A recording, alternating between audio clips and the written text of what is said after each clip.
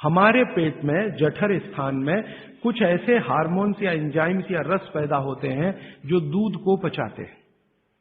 इसलिए वो कहते हैं सूर्य डूबने के बाद जो चीज खाने वाली है वो दूध है, या पीने वाला है वो दूध है। तो रात को दूध रख लीजिए, 6 बजे तक भरपेट खाना रख लीजिए। सुबह का खाना अगर आपने 9:30 10 बजे खाया तो शाम को 6 बजे खूब अच्छी सी भूख लगेगी। फिर आप कहेंगे जी हम तो दुकान पे बैठे हैं 6 बजे, तो डब्बा मंगा लीजिए, दुकान में डब्बा आ सकता है। हाँ, डब्बा आने में कोई तकलीफ नहीं है। दुकान में आप 6 बजे बैठे हैं, डब्बा आपका आ सकता है।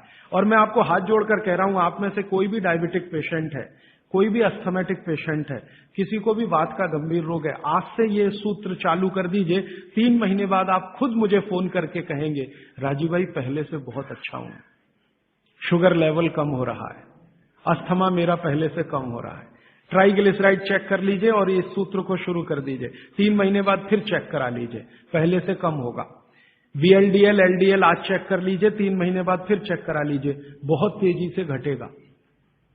HDL आज चेक करा लीजिए, 3 महीने बाद चेक करा लीजिए, बहुत तेजी से बढ़ेगा। और HDL बढ़ना ही चाहिए, LDL VLDL कम होना चाहिए। तो ये सूत्र भागवत जी का जितना संभव हो आप ईमानदारी से पालन करिए, वो आपको स्वस्थ रहने में बहुत मदद करेगा। अब इसके आगे का एक सूत्र भागवत जी कहते हैं कि जब भी आप खाना खाएं तो हर समय ये बात का ध्यान रखें, हर समय, कि 2 ऐसी विरुद्ध वस्तुएं एक साथ ना खाएं जिनका गुण और स्वभाव एक दूसरे के विपरीत है। 2 विरुद्ध वस्तुएं एक साथ कभी भी ना खाएं, ये है सीधा सीधा सूत्र। अब आप कहेंगे हमें पता नहीं विरुद्ध वस्तुएं क्या हैं। मैं कुछ विरुद्ध वस्तुओं की सूची बता देता हूं। डिटेल सूची तो भागवत जी ने बताई है। 103 वस्तुएं हैं जो एक दूसरे के एकदम खिलाफ है। 103 वस्तुएं। जैसे सबसे पहली वस्तु उन्होंने बोली है प्याज और दूध, दोनों एक दूसरे के जानी दुश्मन हैं। दूध और प्याज साथ में खाया तो 20 बीमारियां आने ही वाली हैं। सबसे ज्यादा बीमारियां आएंगी त्वचा की। आपको सोराइसिस होगा, आपको एक्जिमा होगा, आपको खाज होगी, आपको खुजली होगी अगर प्याज दूध साथ में खा रहे हैं तो कभी भी ना खाएं। इसी तरह से वो कहते हैं कि कटहल को क्या कहते हैं? कटहल समझते? जैक फ्रूट, दूध और जैक फ्रूट कभी ना खाएं, दोनों एक दूसरे के जानी दुश्मन। और दूध और ऐसा कोई भी फल साथ में ना खाएं जो सिट्रिक एसिड प्रधान है। सिट्रिक एसिड आप समझते हैं, संतरा, मौसम्मी, नारंगी, अंगूर, खट्टी चीज। एक खट्टी चीज तो आपकी बनाई हुई है, एक खट्टी चीज भगवान की बनाई। तो भगवान की बनाई हुई खट्टी चीज है, दूध के साथ जानी दुश्मन है। भागवत जी ने बहुत साल रिसर्च करके बताया एक ही खट्टा फल है जो दूध के साथ खाएं, वो है आंवला। आंवला, आंवला ही एक फल है, खट्टा है, सिट्रिक एसिड भरपूर मात्रा में है, विटामिन सी भरपूर मात्रा में है, कैल्शियम उसमें भरपूर है। यही एक फल है जो दूध के साथ जरूर खाएं। बाकी कोई फल जिसमें खट्टापन है वो दूध के साथ ना खाएं। आम भी, आम अगर खट्टा है तो दूध के साथ ना खाएं, मीठा है तभी खाएं। आम और दूध की दोस्ती बहुत जबरदस्त है, लेकिन खट्टे आम की दूध से दोस्ती नहीं है। मीठा आम, एकदम मीठा आम, पका हुआ आम, उसी को दूध के साथ खा सकते हैं। एक और उन्होंने गिना है, वैसे तो आप जैन हैं तो ये बात आपके लिए लागू ही नहीं होती, लेकिन जैन नहीं है इसलिए कह रहा हूं। तो कभी भी शहद और घी एक साथ ना खाएं। दुनिया का सबसे खराब जहर है ये, शहद और घी। शहद घी साथ में ना खाएं। शहद खाना है तो घी ना खाएं, घी खाना है तो शहद ना खाएं। इसी तरह से उड़द की दाल और दही गलती से भी साथ में ना खाएं। उड़द की दाल, वैसे तो मैंने कल बोला था द्विदल, द्विदल में सबसे खतरनाक है उड़द की दाल। उड़द की दाल के बारे में जितनी भी रिसर्चेस भारत में हुई हैं वो ये कहती हैं कि ये दालों की राजा है, इसलिए ये अकेला ही खाएं। इसके साथ दही नहीं खा सकते, उड़द की दाल के साथ। दालों की राजा है, राजा अकेला ही रहता है ऐसा कहा जाता है। तो वो कहते हैं उड़द की दाल भरपूर खाएं, मना नहीं है, लेकिन अकेली खाएं। और बाकी जो दालें हैं, अरहर की दाल है, मूंग की दाल है, तो मैंने कल कहा था कि ये भी द्विदल में है, दही तो ना खाएं, लेकिन कोई मजबूरी में खाना है तो उपाय मैंने बताया था कि दही गर्म करके खाएं, माने दही में बघार लगा के खाएं ताकि तासीर गर्म हो जाए उसकी, या मट्ठा गर्म करके खाएं तासीर उसकी गर्म हो जाए। लेकिन मेरी आपको विनम्र विनती है, उड़द की दाल के साथ तो बिल्कुल ना दही खाएं, ना मट्ठा खाएं, बघारा हुआ भी नहीं खाएं। भागवत जी कहते हैं कि चलेगा ही नहीं। मैंने इस पे मेरे अपने शरीर पे एक्सपेरिमेंट किया। मैंने एक दिन कहा कि चलो खा के देखते हैं। भागवत जी ने कहा ना खाएं, खा के देखें क्या होता है शरीर को।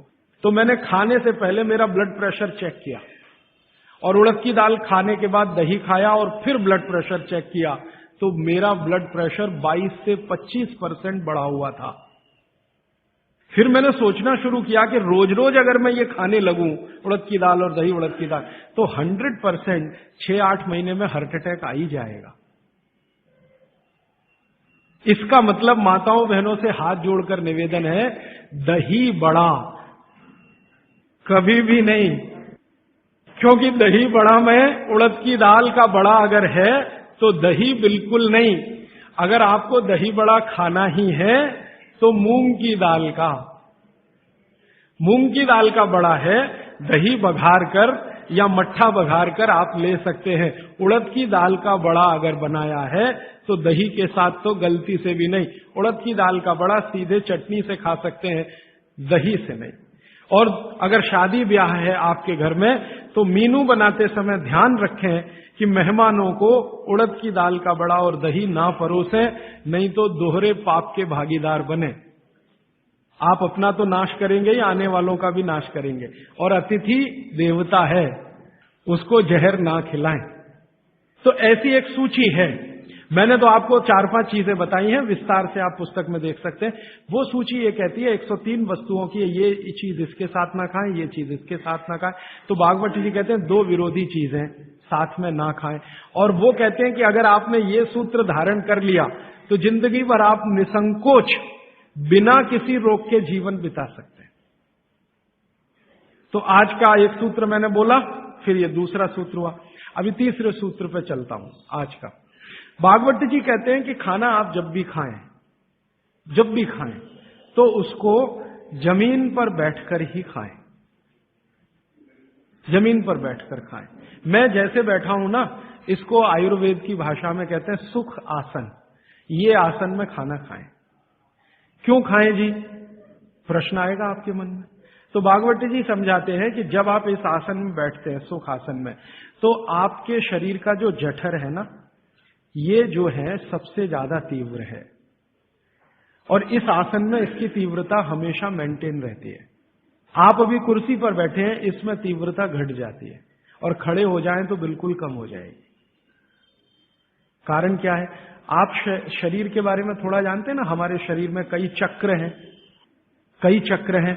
एक चक्र जो है ना, ये जो पीछे है, जहां पर आपका हिप जॉइंट्स और आपका ये जो मन का होता है, जहां मिलते हैं, वो सबसे महत्वपूर्ण चक्र है। ये प्रदीप्त होता है तभी, मन दीप्त होता है जब आप इस स्थिति में बैठे, और इसका जठर पर सीधे असर है। और ये असर आप अगर महसूस करना चाहते हैं तो जमीन पे बैठ के ही खाएं। और वो ये कहते हैं कि भोजन की जो थाली है वो आप बैठे उससे थोड़ा ऊपर रहे, माने पट्टा रख के या स्टूल रख के थाली उस पर ऐसे बैठ के खाएं। भागवत जी ने और एक बात कही है कि सबसे अच्छा तो ये है सुखासन, जिसमें आप बैठकर खाना खाएं। वो कहते हैं और एक आसन है जिसमें आप खाना खा सकते हैं, बाकी किसी में भी नहीं। वो गाय का दूध जब निकालते हैं ना, कैसे बैठते हैं, बस उस स्थिति में भी आप खाना खा सकते हैं। उकड़ू गाय दूध निकालने का जो स्थिति है बैठने का, उस स्थिति में बैठ के आप खाना खा सकते हैं। लेकिन वो आपके लिए नहीं है, इसको ध्यान से सुन लीजिए, क्योंकि आगे उन्होंने एक वाक्य लिख दिया कि जो शरीर श्रम ज्यादा करते हैं, जैसे किसान, जैसे हमारे कारीगर मजदूर, उनके लिए उकड़ू बैठकर खाना खाना सबसे अच्छा। खाते भी हैं, माने वो चेले हैं सब भागवत के। और आप जो शरीर श्रम कम करते हैं, आपके लिए इस आसन में बैठकर खाना खाना अच्छा। अब आप आज से एक ऑब्जर्वेशन कर लीजिए कि जितने लोग इस बात से परेशान हैं कि उनका पेट आगे निकल आया है, वो इस आसन में बैठ के खाना खाना शुरू कर दें और 3 महीने के बाद फिर देखें तो उनका पेट पहले से कम ही होगा, आगे नहीं आएगा। और ये जो डाइनिंग टेबल पे बैठ के खाना खाएंगे, पेट आगे निकलता ही जाएगा, क्योंकि कुर्सी आपके लिए बनी नहीं है, ये अंग्रेजों के लिए बनी है। अंग्रेजों के लिए कुर्सी इसलिए बनी है कि ठंड बहुत है ना, तो जॉइंट्स कड़क रहते हैं, उनके सभी जॉइंट्स कड़क होंगे, कठोरता आएगी। आपके यहां गर्मी बहुत है तो आपके जॉइंट्स में फ्लेक्सिबिलिटी है, तो आप आसानी से जमीन पर बैठ सकते हैं। कोई अंग्रेज नहीं बैठ सकता जैसे मैं बैठा हूं, अमरीकी नहीं बैठ सकता, क्योंकि घुटने कड़क हैं, हिप जॉइंट्स कड़क हैं, बैठने में तकलीफ है। तो उन्होंने अपनी तकलीफ को कम करने के लिए कुर्सी का आविष्कार किया है। आधे तो बैठे, पूरे नहीं बैठ सकते, तो वो आपके लिए नहीं है कुर्सी, ये अंग्रेजों की देन है। तो मेरी आपको विनती है कि डाइनिंग टेबल पे खाना ना खाएं। तो आप कहेंगे जी ले लिया तो बहुत सारा कचरा भर रखा है आपने घर में, क्या करेंगे उसका? हमको हिंदुस्तानियों को पिछले 60-70 साल में या 100 साल में एक गजब बीमारी हुई है, दुनिया भर का कचरा घर में लाके रखना। हाँ, ये इतनी खराब बीमारी आई है हमको कि बिना सोचे बिना समझे कचरा ला के घर में रखना। रसोइयों में मैं घरों में जाता हूं ना, टीन टपरे के इतने डब्बे होते हैं, खाली हैं, फेंकेंगे नहीं, संभाल के संभाल के संभाल के, कब काम आएंगे मालूम नहीं, लेकिन वो भरते ही जाते हैं, भरते ही जाते हैं। रसोई में इतने डिब्बे डब्बियां हैं, काम के शायद उसमें आधे भी नहीं है, लेकिन रखा हुआ है। पता नहीं कचरे से इतना मोह क्यों है। जो बाहर फेंकना चाहिए वो घर में सजा सजा के रखा हुआ है। और फेंकने की बात करो, अरे पता नहीं कभी काम आ जाए, और वो कभी 60 साल में भी नहीं आता, 100 साल में भी नहीं आता। तो उसी कचरे में मैं गिनता हूं आपकी डाइनिंग टेबल। अब आप जरा हिसाब निकालो जी, ये आपने लाके रखी है डाइनिंग टेबल, मान लो ये 100 स्क्वायर फीट की है, 10 बाई 10 की है, या मान लो 50 स्क्वायर फीट की है। 50 स्क्वायर फीट की जगह आपने घर में घेर रखी है, क्या भाव है मद्रास में जगह का? 3000 रुपए स्क्वायर फीट, और 50 स्क्वायर फीट आपने घेर के रखा है। जरा जोड़ लो ना 3000 में 50 का गुणा करके, और रोज का हिसाब निकाल लो। तो एक तो खरीदा तब आपने पैसा बर्बाद कर दिया, अब इसको जगह को घेर के बर्बाद कर दिया आपने। तो अगर बन सके तो डाइनिंग टेबल निकाल दें, नहीं निकाल सकते तो कोने में रख दें। अब आखिरी बात, आप कहेंगे राजीव भाई कुछ तो ऐसी बात करो, ये डाइनिंग टेबल ले आए तो इसका कुछ तो उपयोग करो। तो अगर आप सच में ईमानदारी से डाइनिंग टेबल पे बैठ के ही खाना खाना चाहते हैं, तो कुर्सी पर ऐसे बैठ जाएं जैसे मैं बैठा हूं। डाइनिंग टेबल की कुर्सी है ना, मोह है आपको, उससे छूटता नहीं है। तो भागवत जी तो मना करते हैं, मैं उसमें एक सजेशन दे रहा हूं कि जैसे मैं आसन में बैठा हूं, कुर्सी पे भी ऐसे ही बैठ जाइए, आलती पालती मार के फिर खा लीजिए। लेकिन अच्छा तो नहीं है, लेकिन बीच का कोई रास्ता तो है। अब डाइनिंग टेबल निकले इसमें तो समय लगेगा, क्योंकि मन से नहीं निकलती। शरीर से निकलना तो आसान होता है, मन से नहीं निकलता। पता नहीं कितने कितने पैसे जमा करके ये हम लाए थे, अब ये निकले कैसे। तो आप उसका अगर सच में उपयोग करना चाहते हैं तो डाइनिंग टेबल पे कुर्सी पे ऐसे बैठ जाइए, आसन मार के आलती पालती मार के फिर खा लीजिए। और नहीं है अगर डाइनिंग टेबल तो बहुत सुखी है, मत लाइए, मेरी तो विनती है, मत लाइए। उसकी जगह लाना है तो छोटे छोटे पटरे ले आइए, जो आपके रसोई में बैठ के आप खाएं तो बहुत अच्छा है। अब आगे का एक सूत्र, बहुत अच्छा सूत्र है। भागवत जी कहते हैं कि खाना जब दोपहर को खाएं और सुबह खाएं, सुबह और दोपहर, ये दो बात। वो ये कहते हैं कि दोपहर और सुबह का खाना खाएं। वैसे तो वो कहते हैं दोपहर का ना खाएं, दोपहर का खाना सवेरे खाएं।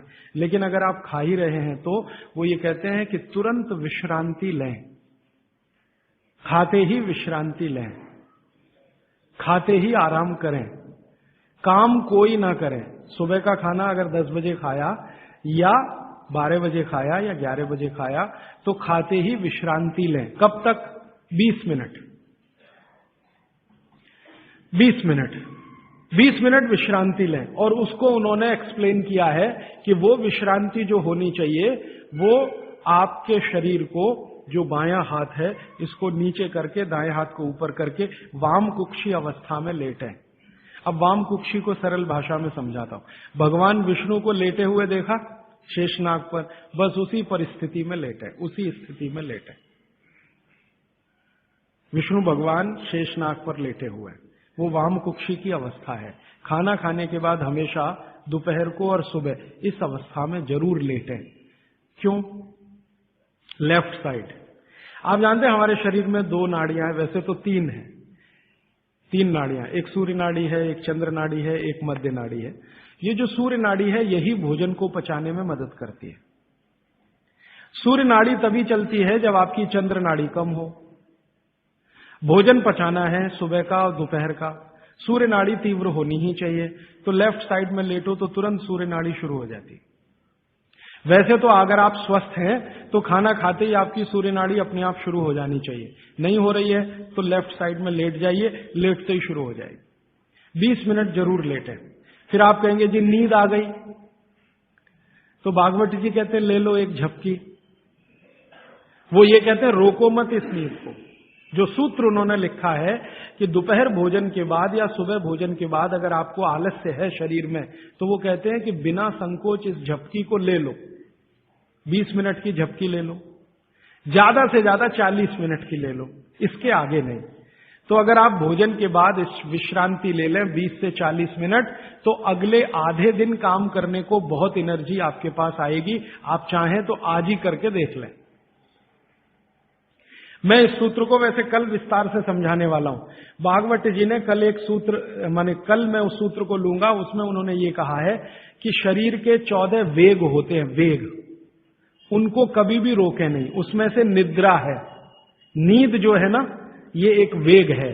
तो वो कहते हैं कि दोपहर के खाने के बाद अगर आलस्य आ रहा है तो ये स्वाभाविक है, क्योंकि खाना खाते ही जठर अग्नि प्रदीप्त होगी।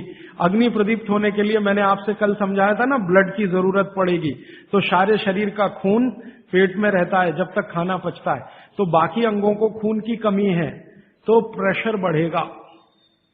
सारा खून एक जगह आएगा तो दूसरे अंगों पे तकलीफ आएगी कि नहीं? तो ब्रेन को प्रेशर आता है, तो ब्रेन रिलैक्स होना चाहता है, इसलिए भोजन के बाद आपको सुस्ती आएगी ही। ये प्रकृति का नियम है।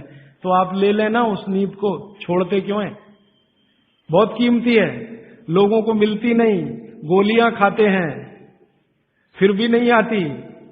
करोड़ों रुपए लेने वालों को मैंने देखा है, आती नहीं है नींद। आपको आ रही है तो बात बहुत सुखी है। तो आप दोपहर की झपकी ले लें। मैं आपको और एक छोटी सी जानकारी बताऊं कि भागवत जी के इस सूत्र पर यूरोप और अमेरिका में बहुत रिसर्च हो रही है आजकल। ऑस्ट्रेलिया में, ब्राजील में और मैक्सिको में कई कंपनियां ऐसी हैं जिन्होंने लंच के बाद ब्रेक देना शुरू किया है अपने कर्मचारियों को। और ब्राजील और मैक्सिको और ऑस्ट्रेलिया, तीनों देश की सरकारें 2008 में कानून बनाने जा रही हैं। कानून बनने जा रहा है कि हर एक कर्मचारी को लंच के बाद झपकी लेने के लिए ब्रेक देना कंपलसरी है। तो सभी कंपनियों को ऑर्डर आया है सरकार का कि अपने ऑफिस की डिजाइन इस तरह से करो कि कोई भी कर्मचारी जहां बैठकर काम कर रहा है वहां झपकी भी ले सके। जिन कंपनियों में ये चल रहा है सिलसिला, मैंने उनसे ईमेल से कांटेक्ट किया कि भैया ये तुमको कहां से याद आ गया, ये तो भागवत जी 3500 साल पहले कह के गए। तो उन्होंने कहा ये आपके यहाँ 3500 साल पहले था, हमारे यहाँ अब पहुंचा है, हमको अब पता चला है, हमने इस पर रिसर्च शुरू किया है।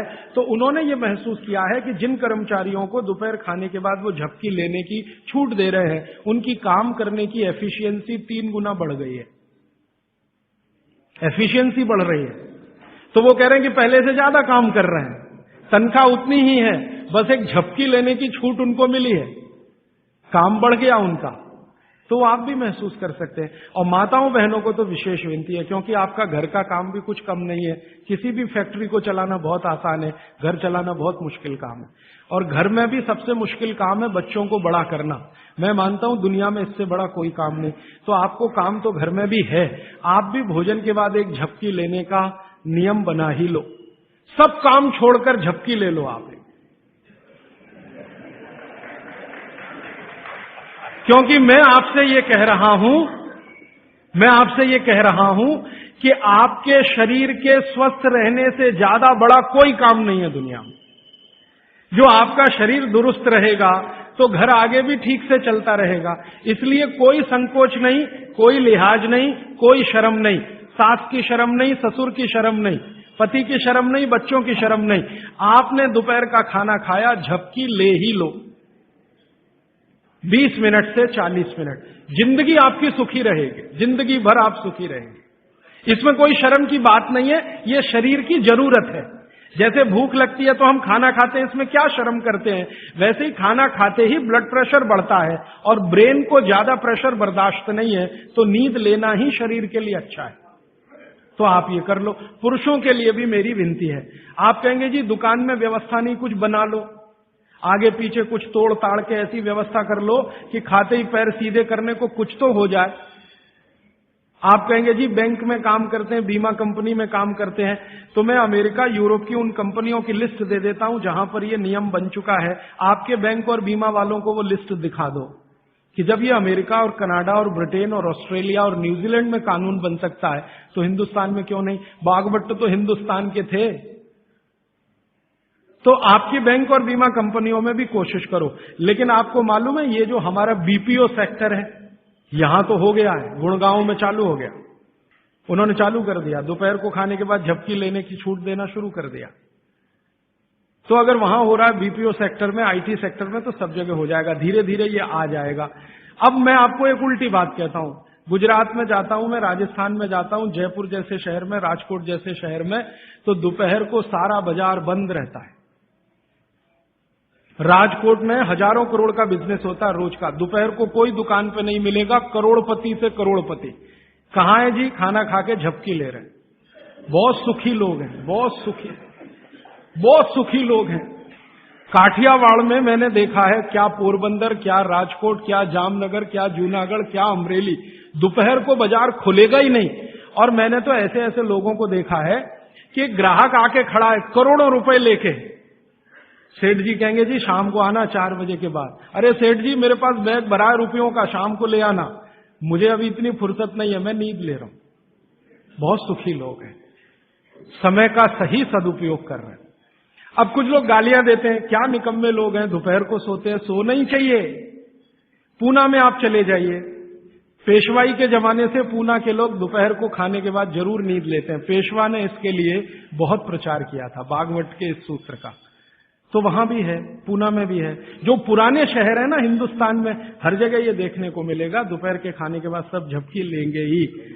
तो कर्नाटक में भी है, तमिलनाडु का मुझे मालूम नहीं क्योंकि ज्यादा मैं घूमा नहीं। लेकिन आप ये ध्यान रखो कि ये जो नियम आप पालन करो तो ये प्रकृति के अनुकूल है, शरीर के अनुकूल है, इसलिए इसमें शर्म नहीं, झिझक नहीं। अच्छा, अब इसका उल्टा सूत्र है आगे का। वो ये कहते हैं कि दोपहर और सुबह के खाने का अगर आपने नींद लिया है खाने के तुरंत बाद, तो रात का भोजन माने शाम का भोजन, रात से मतलब हमेशा शाम, ध्यान रखना।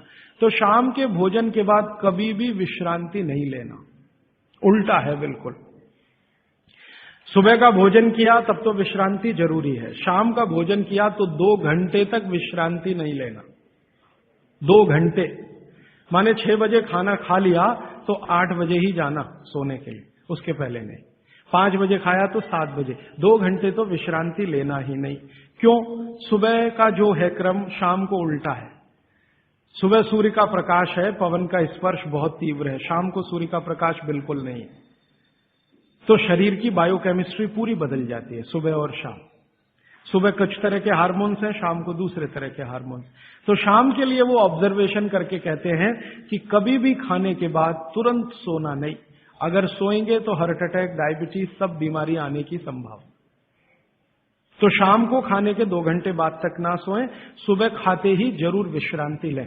अब आके एक तीसरा सूत्र उन्होंने लिखा है, दोनों को शायद मिलाया उन्होंने, वो कभी भी एक्सट्रीम पे नहीं गए बागवट जी, बीच में ही रहे, मिडिल मार्ग है, मध्य मार्ग है। वो ये कहते हैं कि सुबह और शाम को अगर जो आप ये दोनों नियम पालन नहीं कर पाते किसी कारण से, करें तो बहुत अच्छा है, नहीं कर पाते तो वो ये कहते हैं कि 10 मिनट के लिए वज्रासन में जरूर बैठ जाए, सुबह और शाम दोनों। सुबह का नियम अगर आप पालन नहीं कर पाते, माने विश्रांति नहीं ले पा रहे किसी कारण से, और शाम का भी नियम पालन नहीं कर पा रहे हैं, 2 घंटे तक आपको सोना नहीं है किसी भी कारण से, कारण कुछ भी हो, तो वो ये कहते हैं वज्रासन में जरूर बैठें 10 मिनट। वज्रासन आप सब समझते हैं, ये ऐसे पैर पीछे करके बस 10 मिनट बैठ जाइए खाने के बाद, सुबह भी और शाम को भी। और प्राणायाम और योग में महर्षि पतंजलि ने कहा है कि भोजन के बाद जो किया जाने वाला आसन है वो ये एक ही है, बाकी कोई आसन आप नहीं कर सकते। और महर्षि पतंजलि कहते हैं, महर्षि पतंजलि वाग्भट्ट के बाद के हैं, महर्षि पतंजलि कहते हैं कि अगर वज्रासन में कोई बैठता है तो शरीर बिल्कुल वज्र के जैसा ही होता है। वज्र आप समझते हैं, एकदम कठोर मजबूत। अब मैंने हिंदुस्तान के कई लोगों को देखा, गांधी जी को तो मेरे आंखों से नहीं देखा, शोभाकांत जी ने देखा है। गांधी जी घंटों घंटों वज्रासन में बैठते थे, घंटों घंटों घंटों घंटों। और आप देखो एकदम पतला दुबला शरीर और अंग्रेजों की लाठी खाने को हमेशा तैयार। वो वज्रासन की कृपा है गांधी जी। गांधी जी कोई आसन नहीं करते थे, कोई प्राणायाम नहीं करते थे, सुबह घूमने जरूर जाते थे, लेकिन हमेशा ये वज्रासन में जब मौका मिला बैठ गए, जब मौका मिला बैठ गए। और घंटों घंटों 3-3 घंटे तो लोगों ने उनको देखा बिना हिले डुले वज्रासन में बैठ के चिट्ठी लिख रहे हैं, किताब पढ़ रहे हैं वगैरह वगैरह। तो 10 मिनट तो न्यूनतम करें ही, ज्यादा से ज्यादा अगर आप कर सकें, समय समय पे वज्रासन में बैठते रहें तो शरीर की बहुत सारी क्रियाएं एकदम दुरुस्त रहती। ये 3 सूत्र हुए, और एक चौथा सूत्र बता देता हूं। हमारे भागवत ऋषि कहते हैं कि आप जब खाना खा रहे हैं तो खाना खाते समय आपका चित्त और मन दोनों शांत रहने चाहिए। चित्त और मन 2 अवस्थाएं, चित्त की है, मन की है। मॉडर्न साइंस में ना चित्त है ना मन है, वो ब्रेन की बात करते हैं, माइंड की बात करते हैं। माइंड अलग है, मन अलग है, ब्रेन अलग है, चित्त अलग। तो कहते चित्त और मन दोनों शांत रहें। तो चित्त और मन को शांत रखने का क्या उपाय है? तो शायद इसी के लिए हमारे देश में ये है कि भजन करें खाने के पहले, या ईश्वर की प्रार्थना करें खाने के पहले। अगर ईश्वर की प्रार्थना आप कर रहे हैं, कोई सूत्र बोल रहे हैं, तो निश्चित रूप से आपके मन और चित्त में शांति आएगी। तो खाने के पहले मन और चित्त को शांत करें, भजन के द्वारा या तो भगवान की प्रार्थना के द्वारा, कोई मंत्र के द्वारा, कोई सूत्र के द्वारा, जैसे आप करना चाहें वो करें। और एक सूत्र बहुत महत्व का, वैसे तो मैं परसों कहने वाला हूं, लेकिन आज मैं कह रहा हूं इसलिए क्योंकि वो इससे जुड़ा हुआ है। भागवत जी एक जगह लिख रहे हैं सूत्र में कि जब भी आप विश्रांति लें, सुबह या शाम, माने रात को सोएं या दिन में सोएं, तो हमेशा दिशाओं का ध्यान रख के सोएं। अब यहां पे वास्तु घुस गया, वास्तुशास्त्र, वास्तु भी विज्ञान है। तो वो कहते हैं कि इसका जरूर ध्यान रखें। क्या ध्यान रखें? तो वो कहें हमेशा आपको विश्रांति लेते समय सिर सूर्य की दिशा में रहे। सूर्य की दिशा माने पूर्व की दिशा, और पांव पश्चिम में रहे। और वो कहते हैं कि अगर कोई बहुत मजबूरी आ जाए, कोई भी मजबूरी के कारण आप पूर्व में सिर नहीं कर सके, तो दक्षिण में जरूर कर लें, साउथ में। तो या तो ईस्ट और या साउथ। जब भी आराम करें, लेटें, तो सिर हमेशा पूर्व में ही रहे, पांव हमेशा पश्चिम में रहे। और कोई मजबूरी हो तो दूसरी दिशा है दक्षिण, दक्षिण में सिर रखें, उत्तर में पांव। आगे के सूत्र में भागवत जी कहते हैं कि उत्तर में सिर करके कभी भी ना सोएं, उत्तर नॉर्थ। फिर आगे के सूत्र में लिखते हैं कि उत्तर की दिशा मृत्यु की दिशा है सोने के लिए। उत्तर की दिशा दूसरे कई कामों में बहुत अच्छी है, पढ़ना है, लिखना है, अभ्यास करना है, तो उत्तर में मुंह रख के करें। लेकिन सोने के लिए उत्तर बिल्कुल निषिद्ध है। अब भागवत जी ने लिख दिया, मैंने देखना शुरू किया, जब से ये पढ़ा तो मैं गांव में भी बहुत जाता हूं, तो कई बार गांव में मैंने ऐसी स्थिति देखी है, किसी का मृत्यु हुई तो मुझे अंतिम संस्कार में जाना पड़ा। तो मैं देखता हूं कि वहां पंडित जी खड़े हो गए, अंतिम संस्कार के सूत्र बोलना। तो पहला ही सूत्र वो बोलते हैं संस्कृत में, हर गांव में पंडित जी, मृत का शरीर उत्तर में करो, माने सिर उत्तर में करो। पहला ही मंत्र है, पहला ही मंत्र बोलेंगे, मृत व्यक्ति का सिर उत्तर में करो। और हमारे देश में आर्य समाज के एक संस्थापक रहे स्वामी दयानंद सरस्वती, उन्होंने भारत में जो संस्कार होते हैं ना, जन्म का संस्कार है, गर्भाधान संस्कार है, मृत्यु भी एक संस्कार है, तो उन्होंने एक पुस्तक लिखी है, संस्कार विधि।